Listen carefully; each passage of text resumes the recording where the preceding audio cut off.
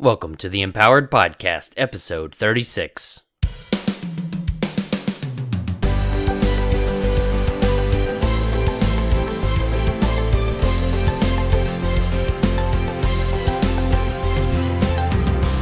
Thank you for tuning into this episode of the Empowered Podcast. I'm your host, Ellery Wells, and this podcast, by you turning your, I wanted to say radio dial there for a second, but we don't have radio dials. By you listening to this show, I want you to be able to relate to me and my guests, hear the challenges that we have faced, specifically my guests, but the challenges that we have faced, the struggles that we've gone through, how we've overcome them, and how we've come out better on the other side.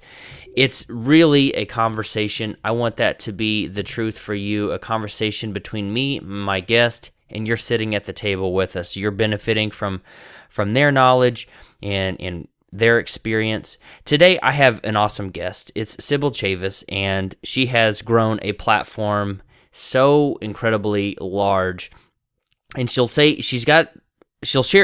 something with us that I'll reiterate at the very end, and it's about numbers. And when you're just starting out, it's very easy to focus on the numbers. How many people are in my audience? How many Facebook likes do I have? How many Twitter followers do I have? How many people are on my email list? All those kinds of things. And I want you to pay special attention to what she says about that. One crazy fun fact before we go into it, Watch Dogs came out yesterday, and I've been waiting for that game. It's on the PlayStation 4, all that stuff, and I've been really excited about that. If you're a video gamer, maybe you can connect with me on Facebook or Twitter or something. Tell me what you're thinking about the game. And anyway, let's go right into the episode. Stick around at the very end. I'll wrap it up, and then I also have a special announcement or a special message just for you as a podcast listener about my new course about turning your offline expertise into an online business. That information and more after the episode. Let's do it.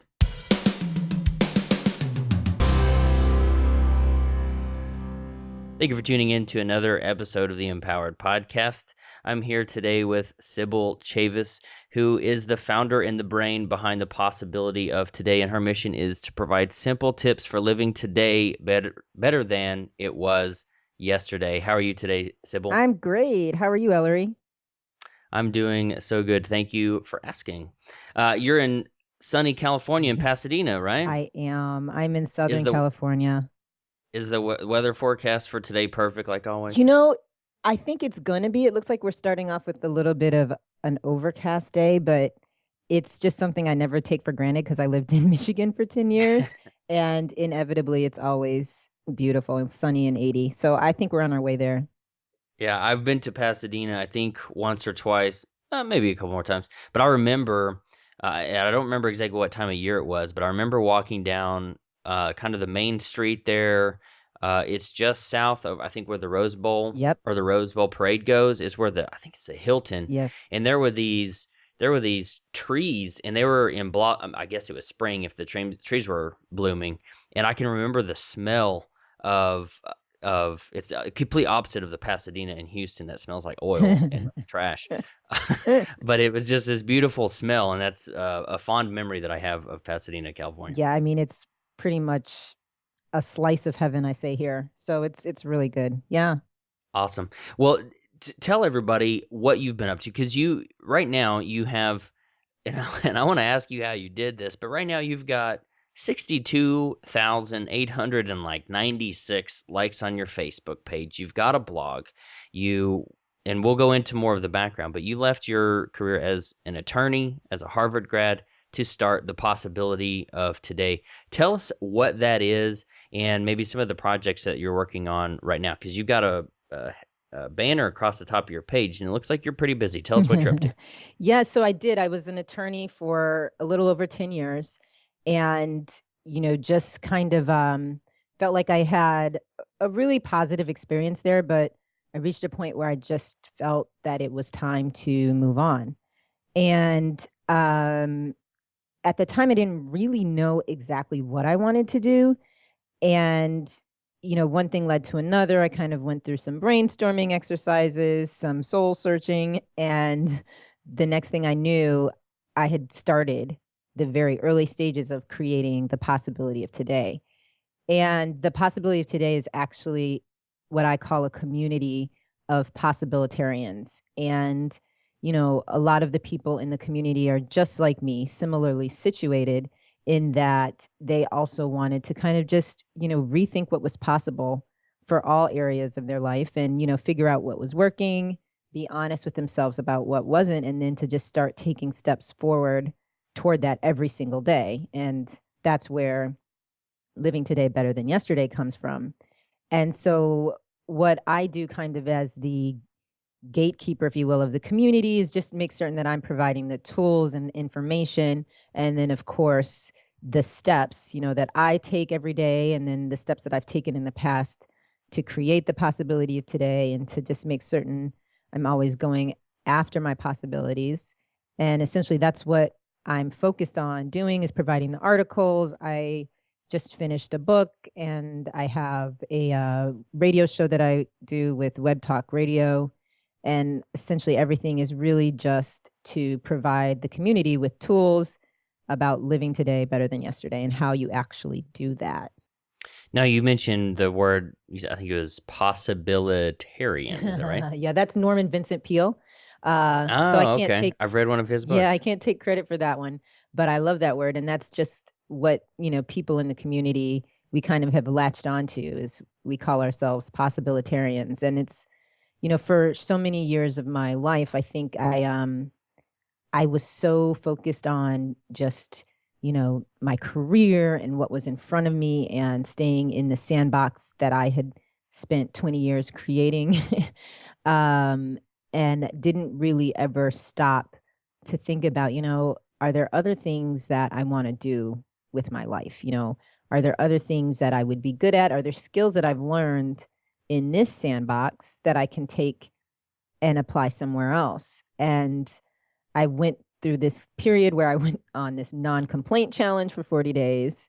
And what happened was, I think my mind was so weighed down with all of the things that were driving me crazy that I didn't like. And when I stopped focusing on that and freed up my mind to focus on other things, that's when I really felt like I started seeing other things that were possible and, just a different way that I could choose to live. And it wasn't something that I was going to be able to do overnight, but I knew that if I just leaned in the direction that felt right and then used my days to take steps in that direction, eventually I would get to where I wanted to be. And that's kind of what it means to be a possibilitarian, is to just really, take the time to think about what really is possible. What do you really want? And then pursue that possibility, whatever it may be.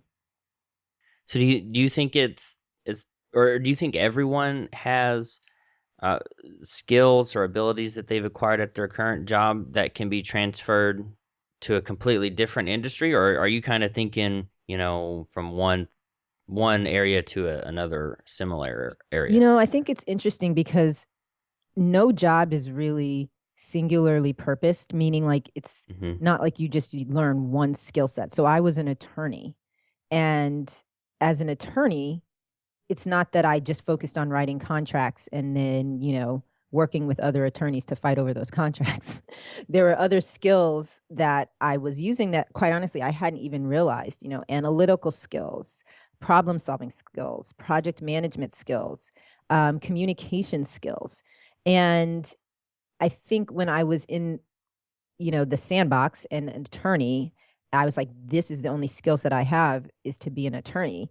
But when I started taking steps out of that box, I realized I'm like, oh, you know what? This isn't identical to the experience that I had when I was working as an attorney, but there are so many similarities that I can draw on and take things that I learned how to do as an attorney and apply it to starting a community and writing a blog, and it's not that it was necessarily obvious when I was sitting there kind of with my blinders on as an attorney thinking this is all I can do. But once I started pushing myself a little out of my comfort zone, I was able to connect the dots and see that, you know what? I picked up like 5 or 6 really good things that I did at this job and another 4 or 5 things that I did when I was having this experience at that job. And all of those I can use to today. What would you say to someone who is maybe having some issues finding what those transferable skills are? You know, I can understand that because a lot of times it's not immediately obvious. But I think what you have to do, one of the first things you have to do is get comfortable being uncomfortable. And so that means that you realize, you know what, for a while, I may not exactly know what I'm doing. And it may be something that I'm going to have to figure out, but I'm resourceful, I'm smart, and I can do that. I can find the answers, I can find people who can point me in the right direction, and I can basically put this puzzle together. And again, it may not be something that just immediately pops into your mind, like, oh, I have this skill set of problem solving, or I worked for 10 years attending meetings and I was able to calm people down in the meeting and get them, everybody to take a step forward. Like sometimes they're not easily recognizable skills, but if you're just leaning in the direction that feels right and doing things and being willing to learn, what will happen is as you kind of get down that road, you'll start realizing more and more things that you already know how to do that are 100% applicable to whatever it is that you're doing now. And you had mentioned before about the complaining free challenge that you did for, or not complaining for 40 days. How do you feel about complaining and people who do complain? Oh my goodness, complaining. It's like such a topic of every like of my everyday experience because people are very fascinated by the fact that I stopped complaining for 40 days because It probably sounds pretty weird to a lot of I think people. it does. They're like, okay, so how did you make it through your job and all of the people you Yeah. had to work with if you didn't complain? And the funny thing is, I also lived in Michigan at the time when I gave up complaining. And to me, that, Everybody from Michigan complains about oh my something. gosh, especially the weather, right?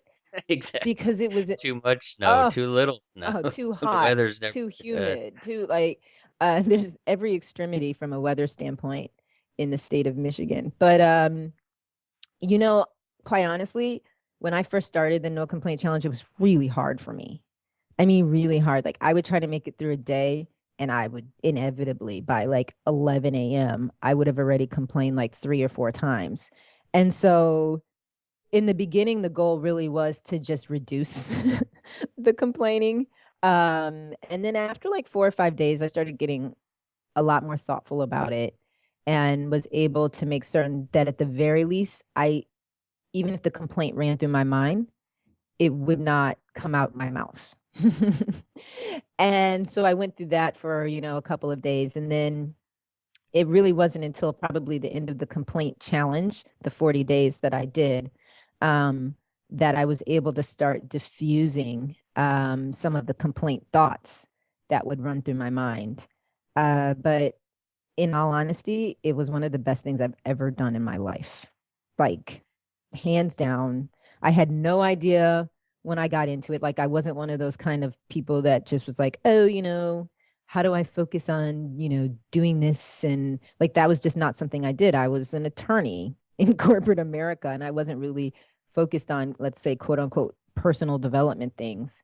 Um, but that just opened up a whole new world for me and a whole different way of living. And I was introduced, honestly, I just started feeling so much better that I was like, I just have to continue doing this forever and ever. And so now, when it comes to other people complaining, I don't really notice because I am always just trying to myself do my practice, which is focus on like the highest and best thought of the moment.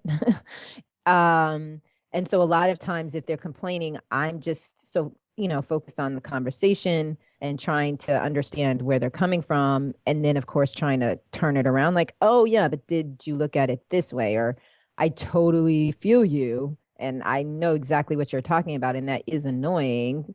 But, you know, have you thought about maybe trying to take a look at it from a different perspective? Do you make a distinction between complaining and maybe just venting at the end of the day, or even gossip? Do you roll all of those kinds of things into one, or? Yeah, so in my mind, if you are saying something and you're just observing and there's no real emotional reaction in you, it's like, you know what, the soup is cold. And you have every intention of resolving it. So I'm going to ask the waiter to give me warmer soup. That to me is not a complaint. But if it's a situation where you're like, I can't believe that, this company continues to make these bad decisions, day after day. And you're just saying that and it's annoying to you. It creates a little bit of an emotional reaction and you have no real intention of doing something differently in terms of, okay, let me go speak to my boss about these 5 things to resolve this situation. It's literally just, uh, you know, a moment to vent. I classify that as complaining. But again, I think it's just about defining what complaining is for you. And then, I mean, because you know what's a complaint, in your heart, Yep. and you know when you're Yeah. doing it. And so it's just about being honest with yourself. Am I complaining or is this just a really general observation and it's not necessarily rising to the level of a complaint? Now, I want to talk a little bit about the process that you took to go from attorney to what would you call yourself today? Because you're full time doing this, I right? Or you or am. I am. so I'm so bad with labels, I think because I was like always classified as an attorney for so long. And as I was going into this new career, I didn't really understand exactly what I wanted. And so it took me a while to figure out what I was doing. Um, so what do you tell your husband and your right. Or parents? like the people I meet for the first time, like, what do you do? I mean, I would say, first and I Well, don't do labels.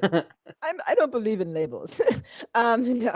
So I think, just to make it easy, I mean, the first thing that I really feel I do is I've created this community of people that are focused on living today better than yesterday. And as a part of that, I get to be a writer. I get to be a speaker. I get to work with people who are in the community. I get to be an entrepreneur. So it's just opened up so many different areas for me. But ultimately, when it comes down to it, and I run into someone on the street, I'm like, oh yeah, I've created this brand, The Possibility of Today. And it's essentially, a media platform with a bunch of different assets. And I maintain all of them. And I have a community of people that subscribe to it. And we're all working together to live today better than yesterday. can I ask you then because I know you've got a products page, so possibilityof today.com/products, and you looks like there's a free book, There is. um, a couple products there. If someone wanted to create another community around a different topic? How can they monetize or make money from the community in a way that you've made money from the community? Yeah, I mean, I think for me, I looked at it. The first thing I needed to do was create the community. And so uh, for a year, I'd say it was never really about monetizing. It was just about building this community, getting to know people in the community, seeing what their needs were, seeing what my needs were, and how we could essentially work together, so that we're both benefiting and moving in the direction we want to move in. And then as time went on and I was really able to see and meet a lot of people, I was like, oh, you know what? I know how to do this. I know how to stop complaining. So I can put together this ebook and teach people how to not complain. And I'm just going to give this one away for free. And then, some time went on and I was like, okay, I had I was writing a book, which is called The Possibility of Today. And it was about and it is about this research that I've been doing over the last couple years about people who take something that's just possible and then turn it into an enormous success. But more importantly than that, they find their quote unquote something more. So they're fulfilled, they're happy. And all of these people that I studied took the same 7 steps. either knowingly or unknowingly. And so for the last 2 years, I've been talking to all of these people that have been a part of this project about this book. And also, I took these 7 steps to create the possibility of today. So, obviously, another revenue stream, any kind of information products is an obvious revenue stream for people who start websites and bloggers. So, books, ebooks, and because I had already created the framework and had the methodology, it was easy for me to then create a video course to go along with that. And then I was also fortunate enough, once you start, I think, getting a lot of traffic, you come up high on search. And this gentleman who owns this media company in Chicago came across my blog, and he wanted to basically kind of incubate me on his platform in terms of creating the podcast. And he coached me every week on how I should sound on radio. And so now I've been able to partner with him on my radio show and sponsorship for that show, and just other opportunities to expand the possibility of today to other platforms. But again, it all started with a very innocent objective of, I want to create a community. I want to learn how to live today better than yesterday. I know there are other people out there who want to learn. I'm willing to do this research. I'm willing to read these books. I'm willing to pass on everything that I want to this community just for the sake of passing it on. And it starts there. And I think I've heard a lot of people say it starts there for them as well. And then, all of the opportunities from a monetization standpoint seem to kind of just start showing up. And then you just start choosing the lane you want to go down.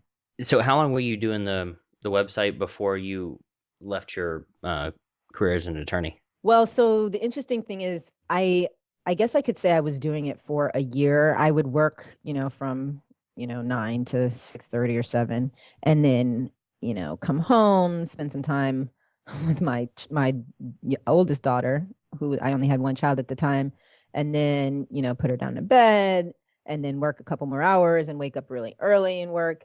But it was another blog. So I think at that time, in all honesty, I was just practicing how to write, because I only knew how to write like an attorney. And that's a very different type of writing style than the type of writing I do now. I mean, people don't want to read that? Yeah, they're like, that's really boring, Sibyl. Unless they're having trouble Right. sleeping. So there's 7 things that you need to do, as in, please see Section A, Exhibit A. It's a little different, the type of writing I try to do now. And, but definitely just those reps, right? When I had that blog while I was working, and the discipline in terms of just publishing regularly was really, really good. And I think it set me up for what I'm doing now. And then I had to break down that blog. I worked with this gentleman. His name is Corbett Barr, and he now has what is it, Fizzle? It used to be thinktraffic.net, and he's just great.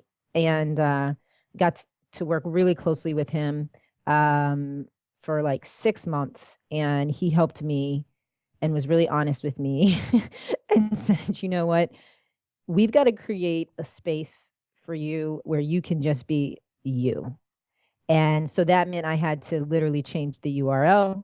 I had to kind of let go of everything I had been working on for the last year, break it all down. And one day I was sitting around just brainstorming on names, and possibility of today pops into my mind. And let's say that was 2010, no, 2011, actually, 2011. And I've just been, taking steps up what I call my possibility spiral ever since then. Very cool. So, I mean, that's quite a big growth spiral, possibility spiral for you. So how did you get 62,000, I think it was like 896 likes on the Facebook page? I know that's probably part of the community, but how did you build this process, or build the community? Because I know a lot of people, including myself, are looking to gain more traffic, more readers, more listeners, sell these information type products. How did you get this message out into the world and share it, and then draw people into believing what you believed? Yeah, I mean, I was definitely in the beginning phases of creating a blog too, so I remember that. And there would be times when I would have like 7 people read an article, or the time when I had like 10 Facebook fans, mostly who were my friends. So I know what you mean. I, for me, it was always, and it continues to always just be about today. And I would just focus on, even if there are only 7 people who are listening to this or who are reading this article, how can you do it and bring your, what I call extraordinary side to this article? Because that's going to be actually when you're feeling the best and you're flowing and your energy's flowing. And quite honestly, that's going to also be when people can feel your sincerity in terms of what you're trying to say, in terms of your story. And so in the beginning, I could not focus on the numbers because I didn't have numbers. And I just focused on enjoying what I was doing, really being grateful that I could sit and write and that one person would listen because I knew I was going to read it.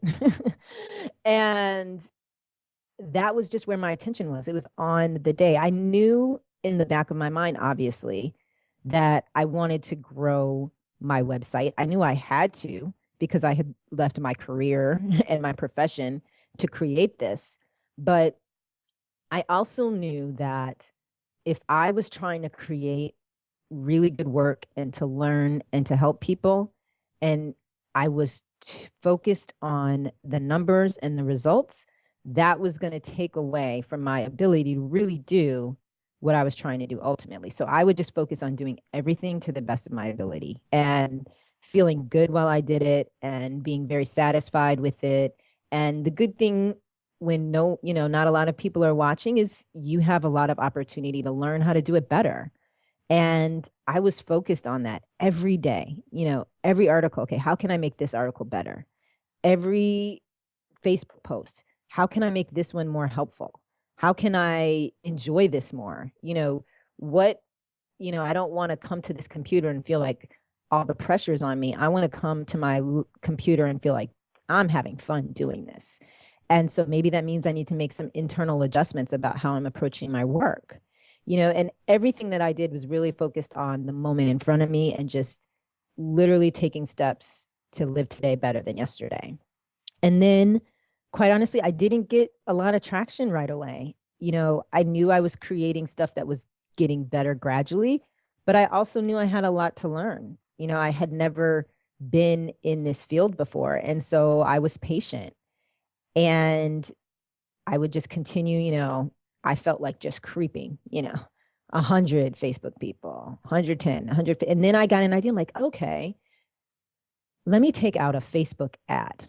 Now, this is back in the day when advertising on Facebook was much different than it is now. Let's say it's 2011. Yep, 2011. It was August. I remember because my son was born in July. And so August is when I started my Facebook page, August of 2011. And I was just like, I know that this is going to be a slow build but I know I'm learning stuff. And then I got the idea to do an advertising thing and I got like a couple hundred people. I'm like, oh my gosh, that like actually worked. I'm like, this seems like a lane that's open. Let me take out a couple more ads. So I took out some more ads and it started flowing. And I think, how you sometimes just have like those moments that are just like breakthrough moments. I had one of those and my page went from like 1,000 people to 8,000 people in 2 weeks. Wow, what'd you do? That's insane. I know. And Was it another well placed or well targeted ad, or did you write something no, that was because just I mind would blowing? like I wasn't doing ads every day. It's just like sometimes you'll just have like a breakout post and then it'll get shared. And honestly, if I had anything to credit for it, it wouldn't be anything that I was specifically doing as much as it was I was having fun and I was enjoying what I was doing and I was detached in many ways from the results because I wasn't getting the results.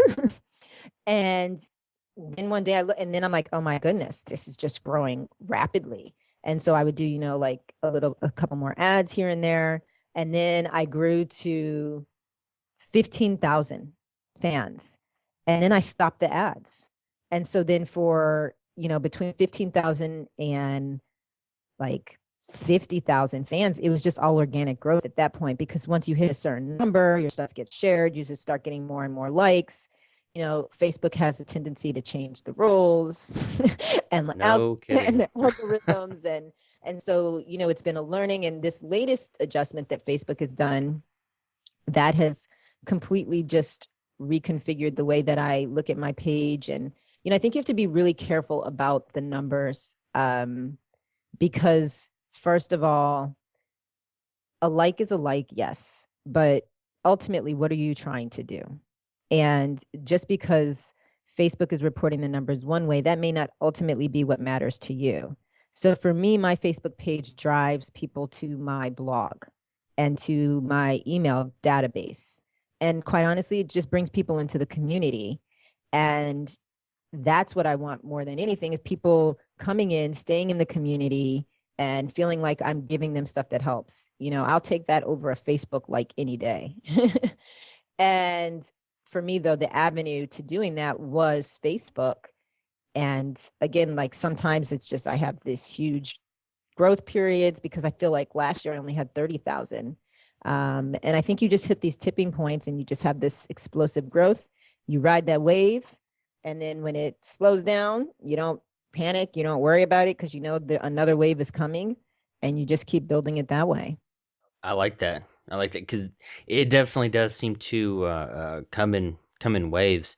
This last Facebook page that you or last Facebook update that you mentioned, and I heard rumor that they were gonna switch it back, not to the golden days of Facebook, Oh, but well, that maybe would be to nice. like, yeah. Well, it's interesting, right? Because I have been doing this research for the last 2 years on like how you actually create things in your life, whether it's a business, whether it's losing weight, whether it's getting into law school, whether it's passing the bar, whatever it is.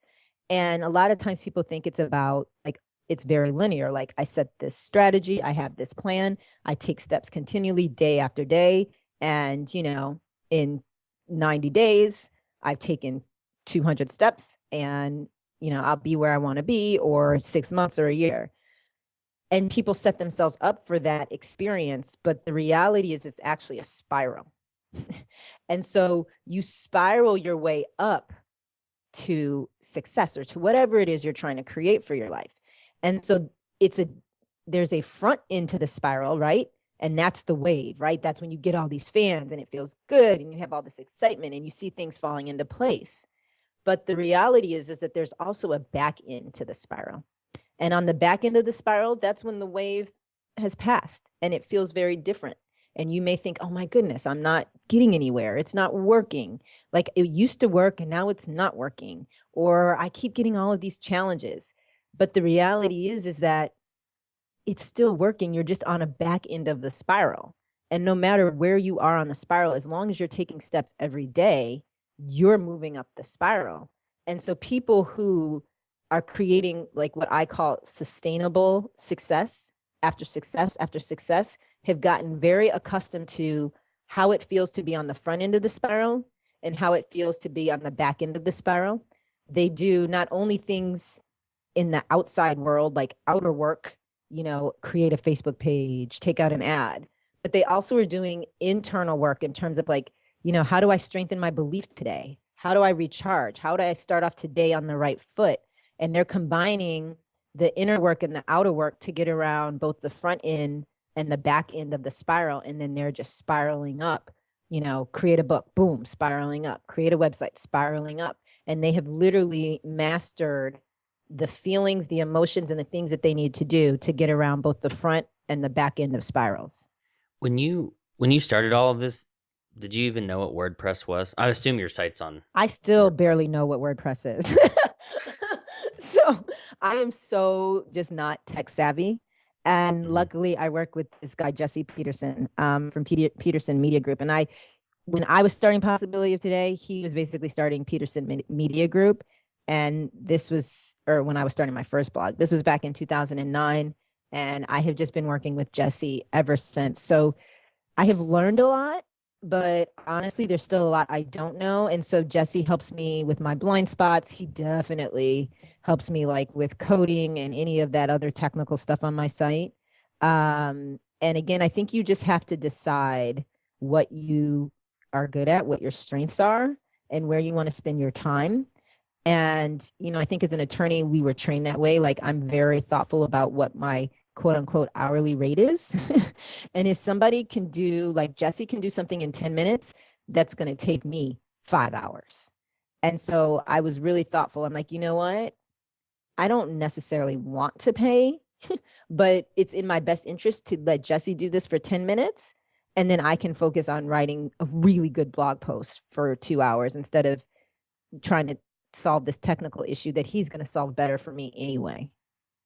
Now, normally I go right into a certain set of questions that I try to ask everybody, but before we do that, how would you suggest someone figures out, what their time is worth? Because I just last night I got a payment, my very first payment to design a website for somebody. Ooh, congrats. And thank you. And I'm sitting here thinking, how much is this worth? Because I'm almost the opposite of you in what the example that you just gave.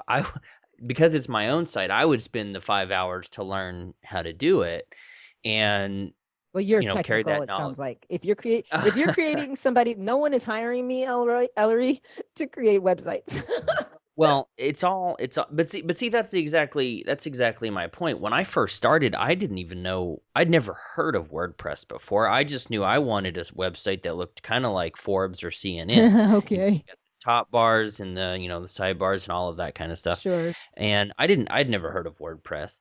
But I've learned it all on my way, and I did a little bit of research on, I think I literally Googled like WordPress web design fees or something, something like that, and tried to figure out, and I priced under most of what I saw these other people charging, because, I wasn't necessarily sure of myself, not sure that I would do just a fantastic job. And I know there are people that are out there listening to this episode right now that are like trying to develop their first product or trying to find a dollar figure to put on their minute figure. I was trying to think of a cool analogy. A dollar figure on your minute figure. I couldn't come up with one. And then I've also got someone who's asking me, how much do I charge to come and speak? So I'm also in this same boat. I've figured it out for the web design part, but I'm also figuring out how much I should charge to come and talk to a group. And you know how to do that, and you were possibly even trained how to do that when you were learning how to become a rock star attorney. Tell me how I can figure out what my time is worth. Yeah, that's a great question. I think you have to also understand the full value of experience. So initially, when you are starting off something and, it's somebody's asking you to create their website, there's going to be value in the fact that this is your first project. Creating a website, you're going to learn a lot. You're going to learn how to work with people who are creating websites. And that is going to allow you to get even more and more jobs creating websites. So that to me also has a, let's call it money value, even though it's more intangible. And anytime I'm starting off something new and I'm quoting myself out, and it's something that I haven't necessarily done before, but it's something I'm interested in getting into, because I think you also have to be careful. Like, people would hire me to help them create a Facebook community, but that's not what I do, So I'm very thoughtful to try to stay as close as possible to my nucleus and what I feel like I'm trying to do. And kind of like, yeah, I know how to do it, but I don't want to be known. Yeah, and that's just not what I do. Ultimately, I'm not here. I'm not the Facebook expert. You want a Facebook expert? Talk to John Loomer. But so I always start there. But then if it is something that I believe is within, let's call it my quote unquote jurisdiction, or things that I'm actually interested in doing, services I'm interested in providing, but it's the first time that I'm doing it, I am going to honestly quote a little lower. I'm going to look at the competitive rates in the marketplace, because you don't want to be like crazy low that people like, okay, you don't know what you're doing. But I am going to probably quote underneath what is the standard competitive rate, because I want the experience of the job. I know that I'm learning and I know that there's value there. And I also know that this is just the beginning. And after I take on like 2, 3, or 4 more of these, then, you have the opportunity to increase your rates. But in my first bid is always, for first time experiences and jobs, takes into consideration the competitive rate, my rate, what I believe my hourly rate really is, but then also the value of experience and the fact that this is the first time I've done something. Yeah, it was an interesting conversation. I had just gotten off the phone talking to the client about the website, and I tell you, I was very nervous, when I said, I'll do this, this, this, and the price is $297, and you're like, crickets, silence, like, hello, is this thing on? Right. Are you And still there? yeah, and after that conversation, I was talking to my wife, and she's like, "Well, that seems really low. I mean, that's a lot of work." And I, my comment to her, and maybe you've experienced this, or you as the listener have experienced this too. When you go and someone offers, I will pay you $15 per hour or $20 per hour. There's a different mindset in, okay, I'd really like to make $30 an hour or whatever it is. There's a big difference between that and I'm going to charge you $300 for this project. Mm-hmm. Mm-hmm. Would you agree with Oh, that? absolutely. It's Absolutely. weird. Maybe it's just me, but I found it be pretty. I was like, am I going to do a good job? But in the back of my mind, I was like, this isn't going to be the first website I've done. I've done 2 or 3. I know this stuff, and I actually I own a website that teaches people how to do things with WordPress, Right. and I know what I'm talking about. I know I'm going to do a good job, but as soon as you're on the phone with the client Mm. or prospective client, you're like, all those doubts Right. just like hit me all at once. Like, man, Absolutely. I mean, and but I understand. pay $300. Right, and understand, right? Like that's the experience, because yes, the experience is actually doing the website, but there is an inner journey that you're going on right now too, in terms of, how do I value myself? How do I value my time? How do I feel that other people value me? And in essence, there's 2 ways I've seen people do it. I've seen people overcharge because they're like, I'm worth this, and da da da da, and then they end up losing the project because they're trying to value themselves financially and get other people to see their worth based on the numbers, when in essence this is an inner journey that they're supposed to be going through about valuing themselves that has nothing to do with the numbers. And then I've also seen people err on the other side of the pendulum, where they're undervaluing who they are because they don't feel confident in who they are.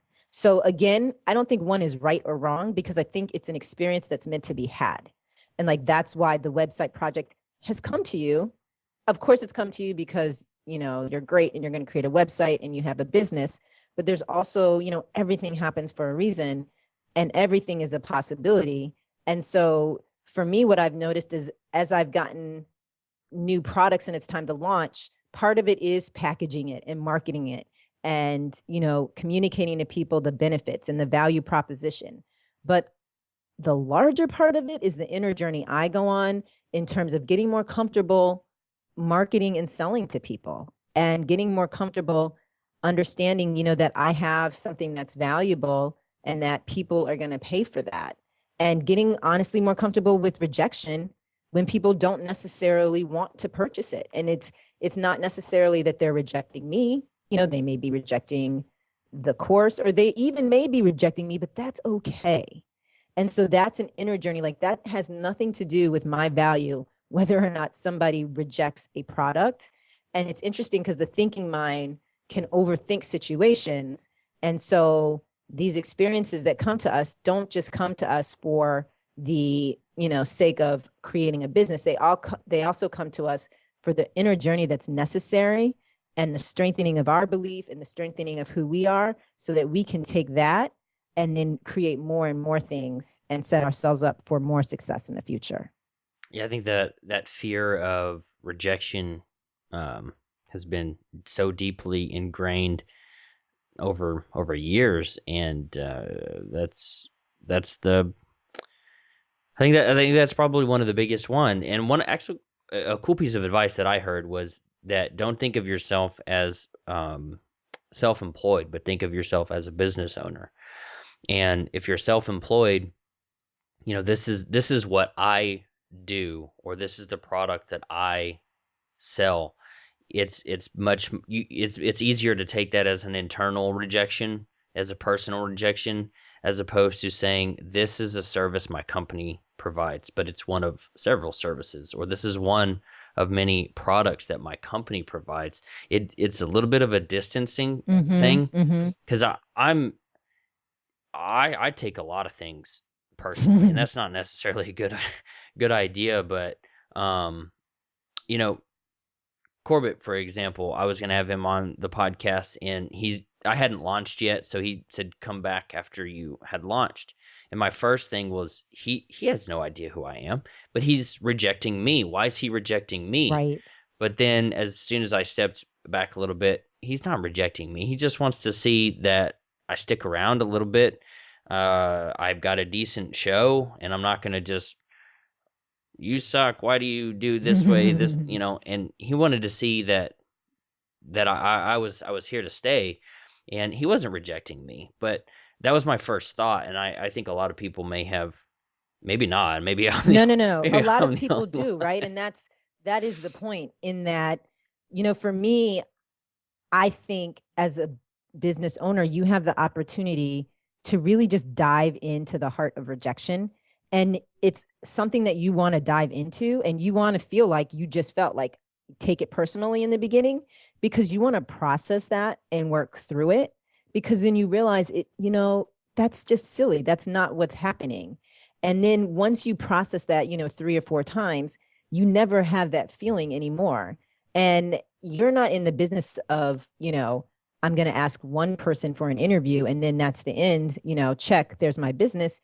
You're going to be asking hundreds and hundreds of people, thousands of people for interviews. And you're going to be putting products out there and selling thousands and thousands of them. That is the objective.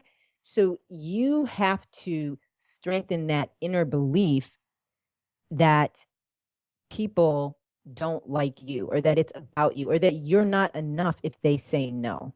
That's really what's going on. And because I kind of know let's say the quote unquote psychology behind it and the fear of rejection, I just jump feet in. I'm like, let's go. Reject me. Let me feel this. I feel rejected. I feel like you don't want to buy this. I feel like I'm not good enough. And I process that, and then I shine what I call, the light of my extraordinary side. That's rational. That's like you just said with Corbett, that's not what's happening. Like, that's ridiculous. That's just your thinking mind making you think something that is not true. Like, don't buy the story. You go get your podcast going, get it up, and then go back to him and be confident and show him what you've done. But most importantly, what you've done is you've proven to yourself that it's not about other people. It's not about the external circumstances. It's not about the things around you and what people are saying. You determine your worth. I like that. I like that. Sibyl, what does the word empower mean to you? Empower means recognizing your ability to create the life that you want in all areas, your relationship, your financial situation, your work, your goals.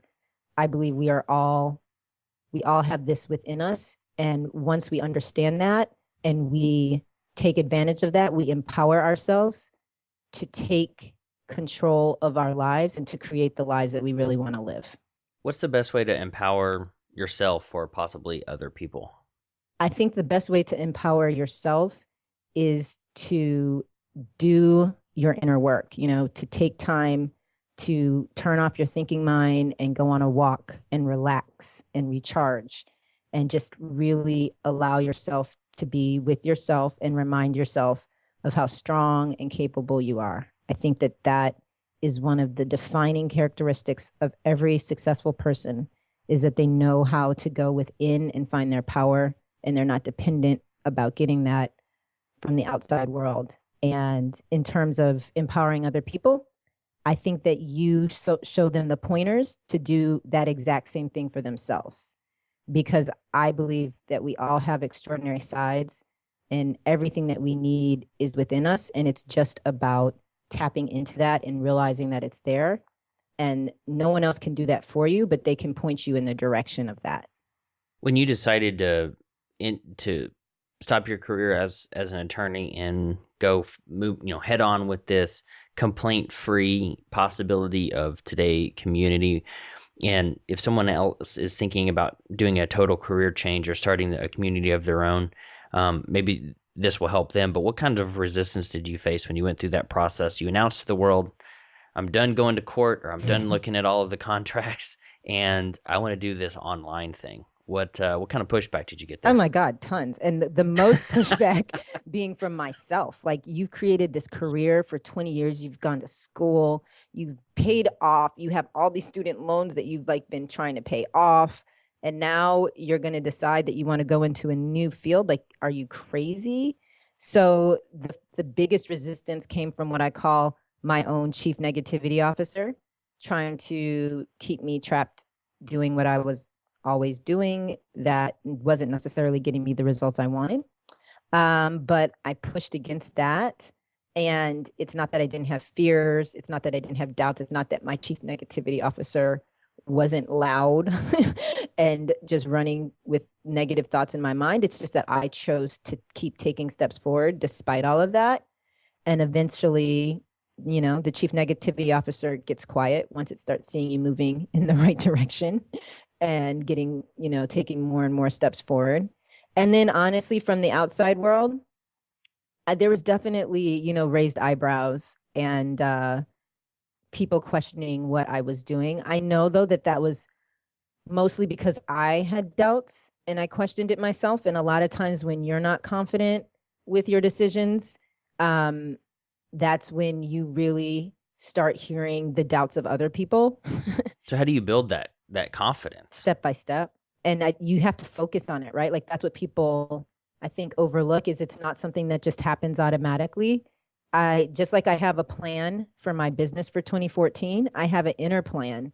Like how am I going to strengthen my belief anymore, even more for 2014 because now my goals are bigger and the things I want to do seem even bigger. And how am I going to continue to let my belief rise in my extraordinary side and what I'm really capable of? And that means, you know, every morning for 30 minutes, I'm focused on my inner work and strengthening my belief and reading books that I know will help me do that and reading information that inspires me and motivates me and going on walks in the middle of the day to just kind of let my mind settle and so I can tap into that inspiration inside. And so literally structuring my day in a way that affords me to strengthen my belief to create the success I want. Because if I'm just doing the work, I'm not going to get there. Like you have to do your outer work and your inner work. Is there something that I can do? We're at almost to the hour mark on the recording. When we're done here, and I go back to what I'm doing. What can I do today, and my listeners do as soon as they're done listening with this to build that courage? Because today is, what is it, February the 19th. So it's been a month and 2 days that I've been a full-time entrepreneur and had not had a day job. Congrats. And thank you. And every day it's a struggle. Like, what am I doing? This is dumb. Your I chief I negativity officer is working overtime right now, huh? No joke. I mean, I was in sales for 15 years. The last four, I managed a $15 million business for a Fortune 50 company. Yep. Did all the, I know that business. I could do it in my sleep. But as soon as I leave that environment and I don't go into the concrete and steel business, I sit there like, well, I'm kind of depressed, so I'm gonna go play Xbox for a little while until I don't feel Hey, if depressed. that gets your What energy going. Well, luckily I've been fortunate enough to, I do work a lot. I do at least some work, probably 7 days a week, and I don't beat myself up when I take an hour or two to just kind of veg or do something Yeah, else. no, don't do Not that that. that's good, but No, you got to have the breaks. I mean, the number one piece of advice I would give is the number one piece of advice I follow for myself. And that really is, there's value to sitting down and thinking about, okay, for 2014, this is my business plan, which I'm sure you've already done, Ellery. And a lot of people do that. They're like, these are the things that I'm going to focus on. These are the areas I want to build, and this is how I want to grow. And then you take steps in those areas, but you're also thoughtful about, hey, it may not happen the way that I planned. So I need to be open to looking and observing and seeing what's coming to me and going down the lanes that open. So from a business standpoint, I think you have to have a plan. I think you have to say, this is what I'm doing in the next 30 days. I think you have to say, this is what I'm doing. You pull from that, like you pull from your huge business plan. You're like, okay, this is what I'm doing for the month of February. And you list 7 or 8 things from your huge business plan. And then from the month of February, today on Tuesday, you look at that every day and you're like, this is what I'm doing today. And that keeps you on track, making certain that you are taking a step forward every single day, at least Monday through Friday. I'm a believer in taking weekends off. But that you're taking a step forward every single day from an outer standpoint for your business. Then, and most importantly, you've got to sit down and you have to be really honest with yourself and say, okay, from an inner standpoint, what makes me think that this isn't going to happen? What is my chief negativity officer saying specifically? How is my chief negativity officer working against me? And then you start thinking about ways to combat that. Okay, that means every morning I need to go on a jog. That means I need to read this book by Jim Collins on personal development, or Wayne Dyer, or Eckhart Tolle, or whatever it is for you, whatever feels right. If you don't know how to overcome a limiting belief, do a Google search on it and find the top 10 books in the area. And I promise you, the book that you read will help you in one way or another overcome the limiting belief or whatever it is that you feel that's working against you. But what you must have is a plan that allows you to simultaneously work on things in the outside world, but also work on things in your inner world. I interviewed Pat Flynn, who he's the CEO of this company, Flynn Industries. He has this huge blog, smartpassiveincome.com, and he's talking about how he built it. I mean, he's making tons and tons of money. It's totally successful. And oh more yeah, love importantly, it that. just helps so many people who are, really starting their own businesses. And the quote, when I interviewed him, he had a plaque on his wall with all of the things that he tells himself, like quotes by Henry Ford, like, if you think you can, you will. Like, and he literally reads this plaque every single day. And the number one quote he told me is that I know that my inner world creates my outer world. And so I make certain that every day I'm doing something that's helping my inner world grow, develop, and get strengthened. And I think that it's easy to kind of overlook those things because people think it's so cliche. I know I did. But once you realize how instrumental it is to your progress and to whatever it is you're trying to create, and you're disciplined about it, then that's when everything really starts flowing.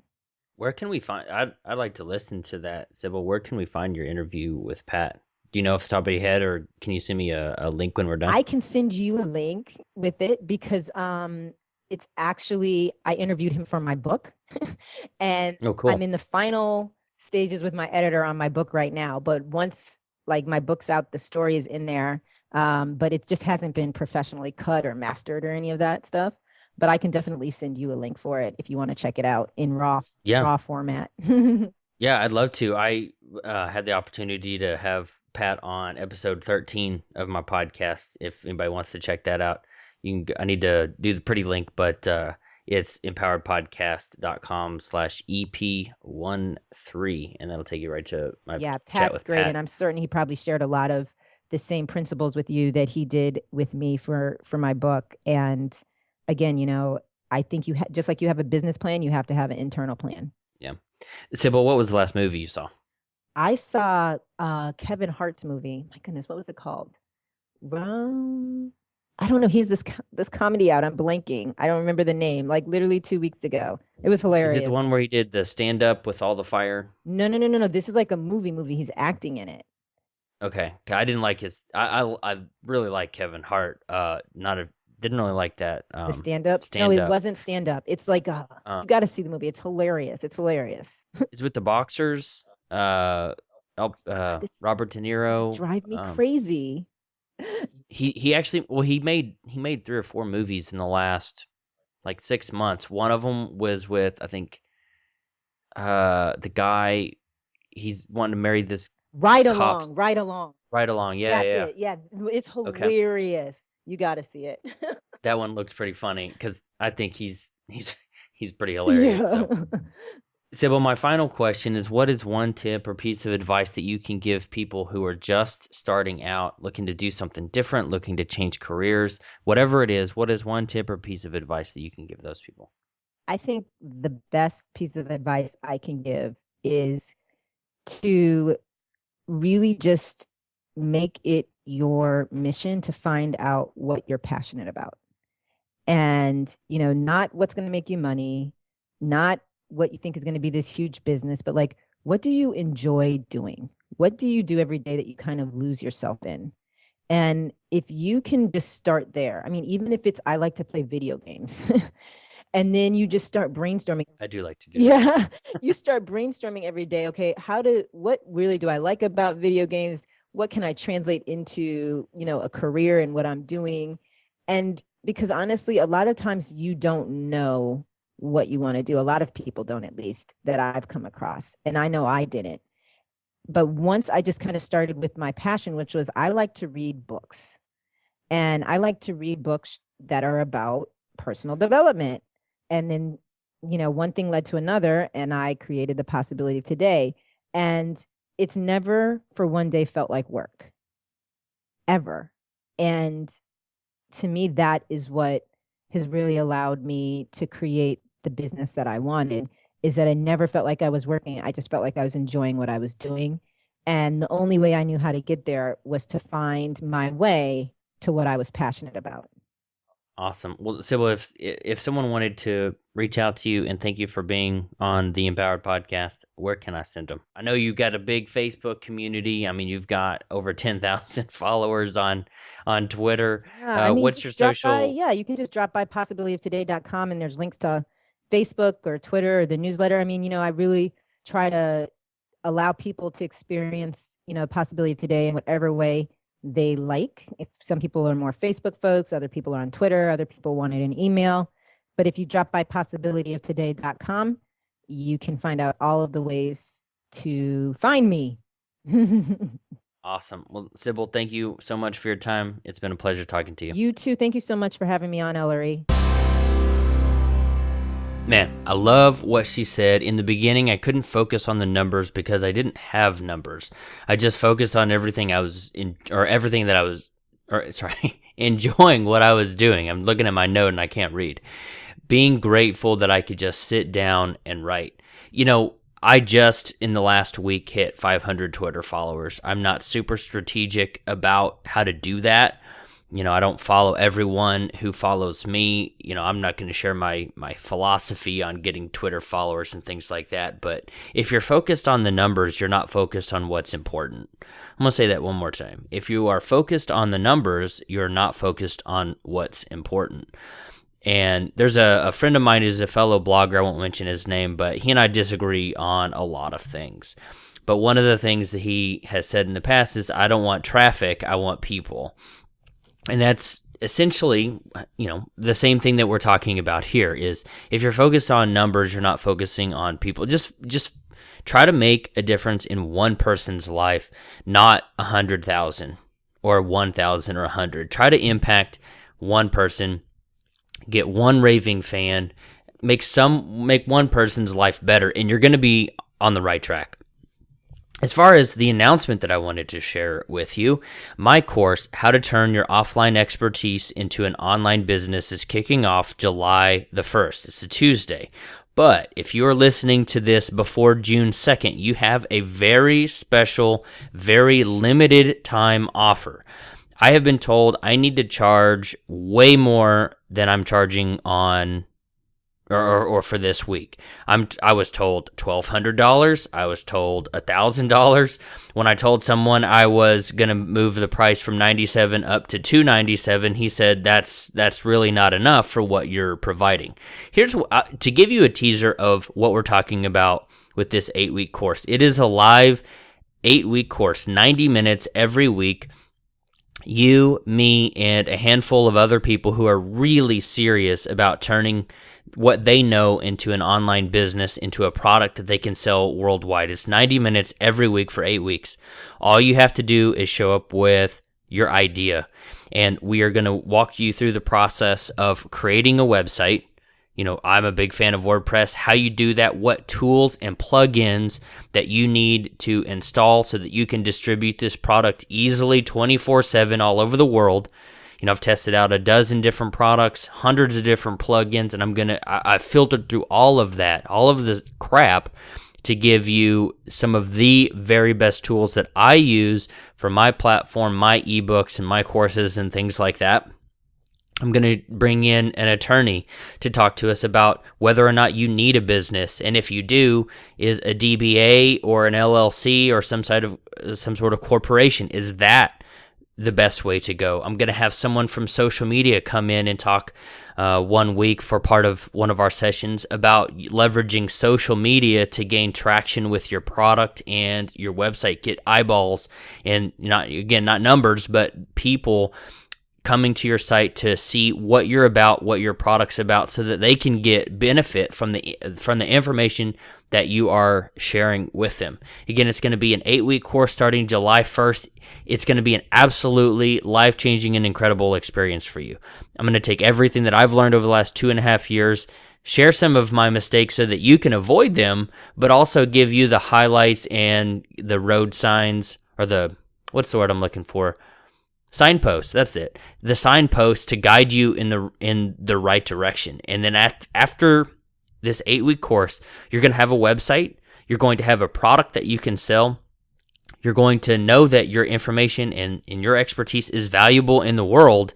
And then probably the best benefit is you're going to know how to do this for your next product. I don't want you to create an ebook, an audio course, a video training series one time. I want you to create life-changing material for the next several years. And whether you're ready to leave your day job or you just want to make some extra income on the side, if either one of those things apply to you, I can't wait to meet you and see what you have to share with the world. And again, these principles that I'm going to share through these 8 weeks, I don't want you to use them to create one product. I want you to create 10, 12, 15 life-changing products that can change the life of whoever benefits from them or whoever buys them, plus you and your family too. You know, I'm a firm believer that if you have one job, you know, for one corporation or one boss, you're putting all of your eggs in one basket. As I've shared with you in previous episodes and on my blog, I've been laid off, I've been fired, I've changed cities, I've uprooted my life and moved for jobs only to find out that I was more loyal to them than they were to me. And I don't want you to be in that same position. It's a crappy feeling, and I want you to put yourself in the driver's seat. I want you to take back control. And if that sounds like you've got a week-ish, you've got about 3 or 4 days, I guess, to take advantage of a $97 offer. I don't know exactly how high the price will go up, but it's going to go up at least to $300. And again, I've been told I should be charging $1,200. And think something like podcasting A to Z except for ebooks. We're going to walk you through the process. We're going to spend a lot of one-on-one time together, and I can't tell you how much benefit I know and in fact guarantee that you will get out of this product. So head over to ElleryWells.com/expertise. EXPERTISE expertise. ElleryWells.com/expertise. You can enroll there. You can reserve your ticket or reserve your spot there, and it will be a truly life-changing experience. Thank you for tuning into this episode of the Empowered Podcast. I'm your host, Ellery Wells. Go out there and do something awesome. Overcome every challenge, face every fear, and do something great.